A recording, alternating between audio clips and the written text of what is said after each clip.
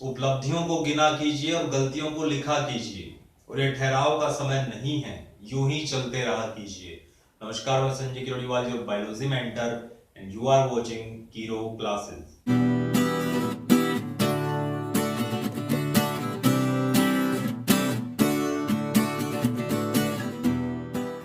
आज कर रहे हैं +1 बायोलॉजी। लास्ट लेक्चर वीडियो में अपनों ने एनिमल किंगडम स्टार्ट कर दिया था, जंतु जगत को प्रारंभ किया था। उसमें अपनों ने बेसिस ऑफ क्लासिफिकेशन को स्टार्ट किया था कि जंतुओं को कौन कौन से आधार पर अपने वर्गीकृत कर सकते हैं, संघों के अंदर, वर्गों के अंदर किस प्रकार से अपने जंतुओं की अलग अलग श्रेणियां बांट सकते हैं, किसके आधार पर। तो जो पहला आधार था वो अपनों ने कर लिया था लास्ट लेक्चर वीडियो में, जो क्या था, लेवल ऑफ ऑर्गेनाइजेशन, संगठन के स्तर कि जो जंतुओं का शरीर है वो कोशिकाओं से मिलकर बना है, या उत्तकों से मिलकर बना है, या अंगों से मिलकर बना है, या वो अंग तंत्र प्रकार का है, ऑर्गन सिस्टम लेवल का है। जैसे अपने बॉडी है वो ऑर्गन सिस्टम लेवल की है, अपने अंदर अंग है और अंग मिलकर तंत्र का निर्माण करते हैं, और बहुत सारे तंत्र हैं वो पूरे शरीर का निर्माण कर रहे हैं। तो ये अपने लेवल ऑफ ऑर्गेनाइजेशन में पिछले लेक्चर वीडियो में कर लिया था। आज जो अपने दो बेसिस करने वाले हैं वो कौन से हैं, पहला मैं आपको करवाऊंगा आज, वो कौन सा है, सिमेट्री। क्या करने वाले हैं अपने करेंगे सिमेट्री करेंगे, जिसको बोलते हैं सममिति। और दूसरा क्या करेंगे दूसरा जो अपना टॉपिक रहेगा, बेसिस रहेगा किसका, क्लासिफिकेशन का, वो कौन सा रहेगा, वो अपना रहेगा जर्म लेयर। क्या करने वाले हैं, दूसरा है जर्म लेयर्स। एक है सिमेट्री जिसको सममिति बोलते हैं, और एक है जर्म लेयर्स या जनिक स्तर। तो पहला अपना क्या रहेगा, सममिति। क्या करने वाले हैं, सममिति या सिमेट्री, ये करें। सममिति को स्टार्ट करने से पहले अपने को पता होना चाहिए कि वाकई में व्हाट डज सिमेट्री मीन, इस समिति का अर्थ क्या होता है। देखिए, जैसे मैं खड़ा हूं यहां पर, और अगर मेरे को दो बराबर हिस्सों में बांटना हो, दो इक्वल हाफ्स में लेफ्ट राइट बांटना हो, तो नाक की सीध में मेरे को काटा जाएगा, तो एक लेफ्ट पोर्शन हो जाएगा और एक राइट पोर्शन हो जाएगा, तो वो दो इक्वल हाफ्स हो गए। तो अपने सममित है, सममित प्रकार के क्या अपने जंतु हैं। इसी तरह से कई ऐसे प्राणी होते हैं जिनको अगर दो बराबर भागों में बांटना चाहे, किसी भी प्लेन से, किसी भी धरातल से दो बराबर भागों में काटना चाहें अपने, तो वो नहीं बंटेंगे, वो दो बराबर भागों में नहीं बंटेंगे, तो वो असममित प्रकार के हो गए। और तीसरे वो हो सकते हैं जिनको किसी भी एंगल से, किसी भी प्लेन से काटा जाए, दो बराबर हिस्से हो जाते, तो वो सममिति होती है। सममिति के आधार पर सभी जंतुओं को तीन वर्गों में या तीन क्लासेस में बांट रखा है। पहला कौन सा है, एसिमेट्रिक। कौन सा है, एसिमेट्रिक, असममित। एसिमेट्रिक, असममित का मतलब नाम से पता लग रहा है कि किसी प्रकार की कोई सममिति नहीं पाई जाएगी, या कह सकते हैं किसी भी एंगल से या किसी भी प्लेन से, धरातल से, सरफेस से अगर दो इक्वल हाफ्स करने चाहें किसी भी ऑब्जेक्ट या जंतु के, तो दो बराबर हिस्से नहीं बनेंगे, चाहे किसी भी एंगल या किसी भी प्लेन से काटो, तो वो क्या होंगे, एसिमेट्रिक होंगे। और इसमें एग्जाम्पल क्या होता है, स्पॉन्जेस का एग्जाम्पल अपने लिखते हैं। एग्जाम्पल किसका लिखेंगे, स्पॉन्जेस। और लास्ट लेक्चर वीडियो में स्पॉन्जेस क्या होते हैं, पोरीफेरा जो फाइलम बनाया जाएगा, आगे अपने पढ़ेंगे, पोरीफेरा फाइलम के जितने भी एनिमल्स हैं उनको स्पॉन्जेस में रखा गया। उनको कॉमन नेम क्या है, स्पंज या स्पॉन्जेस होता है। उनकी पूरी बॉडी के ऊपर पोर्स पाए जाते हैं, छिद्र पाए जाते हैं, इसलिए इनको स्पॉन्जेस या पोरीफेरा बोला गया। तो इसके अंदर किसी तरह की, इन जंतुओं में किसी प्रकार की कोई सममिति नहीं पाई जाती। जैसे एक एग्जाम्पल है स्पॉन्जेस में या पोरीफेरा के अंदर, एक एग्जाम्पल लिया जाता है, वो कौन सा है, साइकोन। किसकी बात कर रहा हूं, साइकोन। और इसका अगर अपने रफ डायग्राम बनाना चाहें तो अपने को पता चलेगा कि इसमें किसी प्रकार की कोई सममिति नहीं पाई जाती। तो कुछ ऐसा दिखता है साइकोन, इसको अपने किसी भी प्लेन से काटना चाहिए, किसी भी एंगल से अपने अगर काटना चाहें तो दो इक्वल हाफ्स नहीं हो सकते, इसलिए कैसा है, ये है एसिमेट्रिक। दूसरी बात करते हैं, दूसरा कौन सा आएगा, सिमेट्री के बेस पर दूसरे टाइप के एनिमल्स कौन से हो जाएंगे, वो होंगे बाइलेटरल। बाइलेटरल या द्विपार्श्विक, द्विपार्श्विक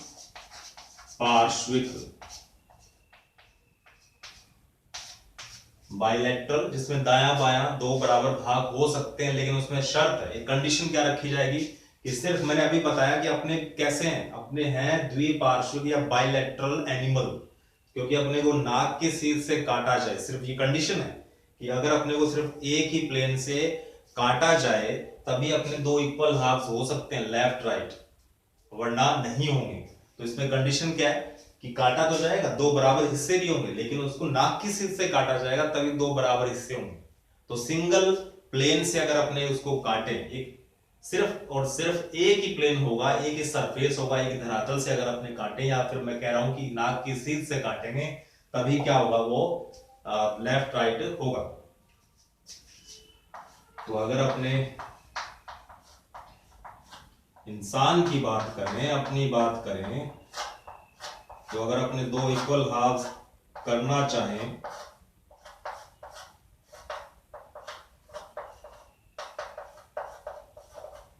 लेफ्ट राइट भी होगा इसमें, तो कहां से होगा, नाक के शीर्ष से इसको काटेंगे, या एक सिर्फ और सिर्फ यही वो प्लेन है, यही वो सरफेस है जहां से इस पे अगर कट लगाया जाए तभी इसके क्या होंगे, लेफ्ट और राइट दो पोर्शन बनेंगे, लेफ्ट और राइट दो पोर्शन बन जाएंगे। तो ये कैसा है, द्विपार्श्विक। इसमें किसको रखा जाएगा, एनालिड्स, एनालिड्स आ जाएंगे, जिसके अंदर केंचुआ आता है अर्थवॉर्म। दूसरा कौन सा है, ऑर्थ्रोपोड्स, कौन आएंगे, ऑर्थ्रोपोड्स भी आते हैं, जितने भी इंसेक्ट होते हैं वो सब के सब किस में रखे गए हैं, ऑर्थ्रोपोड्स, कीड़े मकोड़े जो भी हैं वो भी कैसे होते हैं, बाइलेटरल होते हैं। और एक अपने ह्यूमन बीइंग आ गए, सिमेट्री किस तरह की होगी, तीसरे जो टाइप होंगे, किसके, पहला टाइप कौन सा था, एसिमेट्रिक, दूसरा हो गया बाइलेटरल, और तीसरा अब अपने सिमेट्री के बेस पर तीसरे टाइप के एनिमल करेंगे, वो कैसे होंगे, रेडियल सिमेट्रिक। कौन से होंगे, रेडियल सिमेट्रिक, इसको हिंदी में कहते हैं अरीय, अरीय सममिति।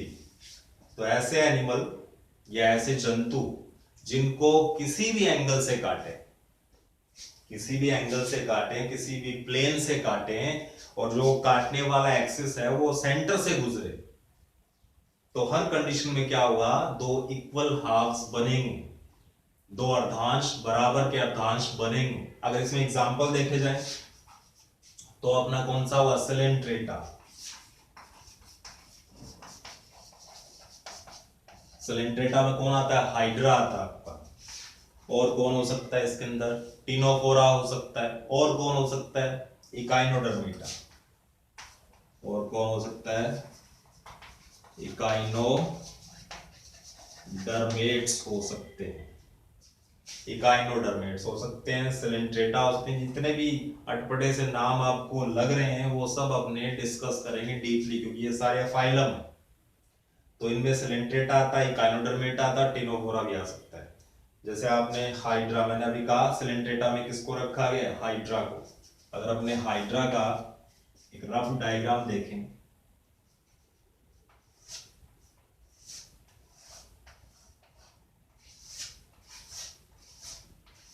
ये हाइड्रा है, इसको किसी भी एक्सिस से अगर अपने काटना चाहें, किसी भी सरफेस से काटना चाहें, किसी भी प्लेन से काटना चाहे जो कि सेंटर से गुजरता हो, तो दो इक्वल हाफ्स हो जाएंगे। तो ये है अरीय सममिति या रेडियल सिमेट्रिक एनिमल। तो हमने स्टार्ट करेंगे जर्म लेयर्स, जननिक स्तर। अपने क्या कर रहे हैं, अपने कर रहे हैं बेसिस ऑफ क्लासिफिकेशन या वर्गीकरण के आधार, किस किस आधार पर अपने जंतुओं को बांट रखा है या कैसे बांट सकते हैं कुछ की पॉइंट्स के बेस पर। तो पहला अपना क्या था आधार, पहला अपना आधार था लेवल ऑफ ऑर्गेनाइजेशन, दूसरा अभी पढ़ा है अपने वो कौन सा है, सिमेट्री, और तीसरा है जर्म लेयर्स या जनिक स्तर। क्या होते हैं ये, देखिए जब भ्रूण का विकास हो रहा होता है, जंतु जब भ्रूणीय अवस्था में होता है, जब जाइगोट के बाद में भ्रूण का डेवलपमेंट स्टार्ट हो जाता है, पहले क्या बनता है, युग्मनज बनता है निषेचन के बाद, और उसके बाद भ्रूण का विकास प्रारंभ हो जाता है। भ्रूण का विकास कब प्रारंभ होता है, जब उसमें विदलन प्रारंभ होते हैं, क्लीवेज होना स्टार्ट हो जाते हैं। होता तो कोशिका विभाजन का एक प्रकार है, लेकिन कोशिका विभाजन जब भ्रूणीय अवस्था में हो रहा होता है तब उसको विदलन बोला गया। इस चीज में नहीं पढ़ने वाले अभी अपने जर्म लेयर्स को समझ रहे हैं। तो उसमें क्या होता है, जब भ्रूणीय अवस्था में कोशिकाएं 2 से 4, 4 से 400 हो रही होती है, तो उसमें कोशिकाओं के कई स्तर बन जाते हैं। कोशिकाएं बहुत सारी होंगी तो क्या होगा, वो अरेंज हो जाती है कुछ स्तर के अंदर, 2 या 3 स्तर के अंदर व्यवस्थित हो जाती है। तो उसी आधार पर अपने किनको बांट रखा है, एनिमल्स को बांट रखा है। तो क्या है, पहला कौन सा है, 2 तरह के अपने को जंतु दिखाई देते हैं। पहला कौन सा है, डिप्लोब्लास्टिक। पहले जंतु कौन से होंगे, डिप्लोब्लास्टिक। इसका मतलब डिप्लो किसको डिनोट कर रहा है, किसको इंगित कर रहा है, डिप्लोब्लास्टिक का मतलब है जिसमें 2 जर्म लेयर्स मिलती है। भ्रूणीय अवस्था में भ्रूण का विकास जब हो रहा होता है तो सिर्फ और सिर्फ 2 ही लेयर बनेगी, किनकी, कोशिकाओं की। तो डिप्लोब्लास्टिक वो एनिमल्स हैं जिनकी भ्रूणीय अवस्था में कोशिकाओं के 2 स्तर बन जाते हैं। देखिए ये भ्रूणीय अवस्था है, उसमें ये कोशिकाएं,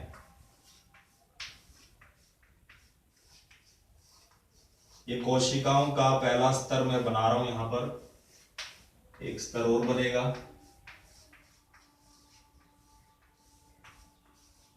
ये देखिए कोशिकाओं की एक लेयर तैयार होगी, एक स्तर हो गया। अब क्या चलेगा, कोशिकाओं का दूसरा स्तर भी चलेगा। इसी तरह से ये व्यवस्था है, किस तरह से कोशिकाएं व्यवस्थित हुई, 2 स्तर बने हुए हैं। तो ये किस प्रकार के एनिमल हो गए, डिप्लोब्लास्टिक।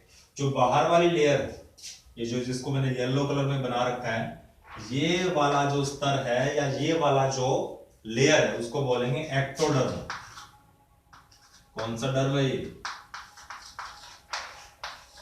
ये है आपका एक्टोडर्म, बाह्य स्तर। और ये जो अंदर वाला है इसको क्या बोल देंगे, एंडोडर्म। ये अंदर वाला है तो इसको क्या बोल देंगे, एंडोडर्म।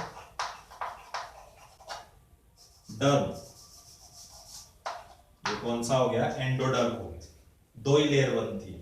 तो ऐसे एनिमल को क्या बोलेंगे, डिप्लोब्लास्टिक। डिप्लोब्लास्टिक में अपनों से एग्जांपल पूछे तो अपने लिखेंगे सिलेंट्रेटा। सिलेंट्रेट वो एनिमल हैं जिनमें भ्रूणीय अवस्था में 2 लेयर तैयार होती है, एक्टोडर्म और एंडोडर्म। एग्जांपल क्या हो जाएगा, सिलेंट्रेटा या हाइड्रा, जिसमें रखा गया, इसमें किसको रखा गया, हाइड्रा को रखा गया। तो हाइड्रा किस तरह का है, डिप्लोब्लास्टिक एनिमल होता है। हाँ, इसमें क्या होता है, ये दोनों लेयर जो हैं, दोनों लेयर जहां पे इनका जंक्शन है, जहां पर एक लेयर दूसरे लेयर के कांटेक्ट में है, वहां पर एक अनडिफरेंशिएटेड स्तर भी देखने को मिलता है। क्या देखने को मिलता है, जहां पर ये दोनों स्तर, कोशिकाओं के दोनों जो लेयर्स हैं, वो जहां पर एक दूसरे को टच कर रही है, कह सकते हैं एक दूसरे से संपर्क में है, वहां पर एक स्तर का निर्माण और होता है। वहां पर एक स्तर दूसरे स्तर के कांटेक्ट में है, संपर्क में, वहां पर मर्ज होने के बाद में ये वाला जो एरिया मैंने बनाया है उसको बोलते हैं अपने मीजोग्लिया। मीजोग्लिया ये क्या चीज है, इसमें तीसरा स्तर नहीं मिलता।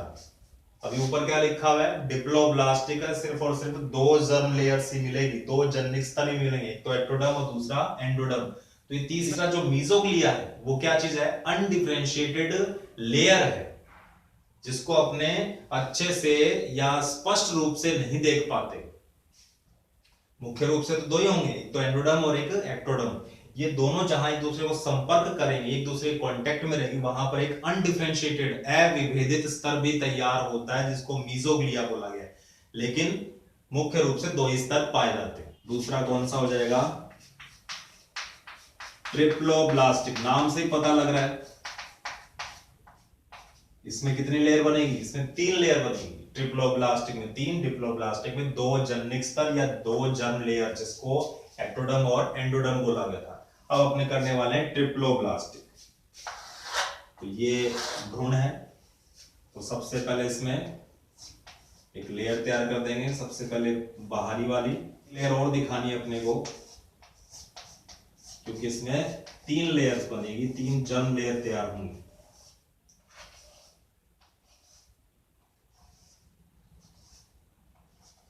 ये देखिए बीच वाली लेयर भी है, और तीसरी जो सबसे अंदर वाली लेयर है उसको क्या बोलते हैं? उसको बोलते हैं अपने एंडोडर्म।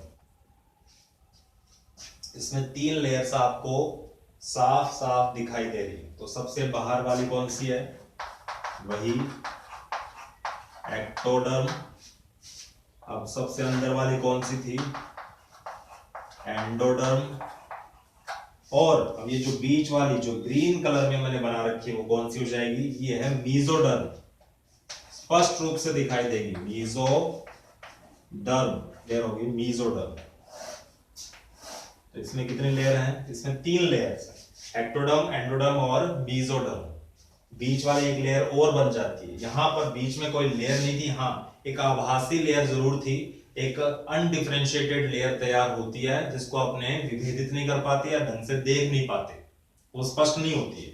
वो सिर्फ क्या ट्रांजैक्शन है किस किस का? एक्टोडर्म और एंडोडर्म का। जहां पर वो मिलते हैं वहां पर एक आभासी पट तैयार होता है, उसको मीजोग्लिया बोलते हैं। लेकिन यहाँ पर स्पष्ट रूप से आप देख सकते हैं 3 लेयर तैयार हो गई, 3 जर्म लेयर्स तैयार हो गई, 3 जननिक स्तर तैयार हो गए, एक्टोडर्म, एंडोडर्म और बीच में मीजोडर्म। तो इस तरह से ये जो एनिमल है इनको बोला जाएगा ट्रिप्लोब्लास्टिक, जिनकी एम्ब्रियोनिक स्टेज में, जिनकी भ्रूणीय अवस्था में 3 जननिक स्तर तैयार होते, 3 जर्म लेयर्स तैयार होती हैं, तीनों लेयर्स। एग्जाम्पल की बात करें इनमें, तो जो प्लेटी हेलमिंथीज है, कौन है? प्लेटी हेलमिंथीज की बात करेंगे, वहां से लेकर कोर्डेटा तक, प्लेटी हेलमिंथीज से लेकर कहां तक? कोर्डेटा तक जितने भी एनिमल आएंगे वो सब के सब क्या होंगे? ट्रिप्लोब्लास्टिक। अपने भी इसी के अंदर आएंगे तो अपने अंदर भी 3 जननिक स्तर पाए जाते हैं, एक्टोडर्म, एंडोडर्म और मीजोडर्म। तो आज अपनों ने देखा कि किस तरह से सिमेट्री और जर्म लेयर के बेस पर अपने एनिमल्स को क्लासिफाइड कर सकते हैं। नेक्स्ट लेक्चर वीडियो में अपने और बेसिस ऑफ क्लासिफिकेशन देखेंगे। तब तक के लिए बने रहिए, टिके रहिए एंड इनहेल बायोलॉजी।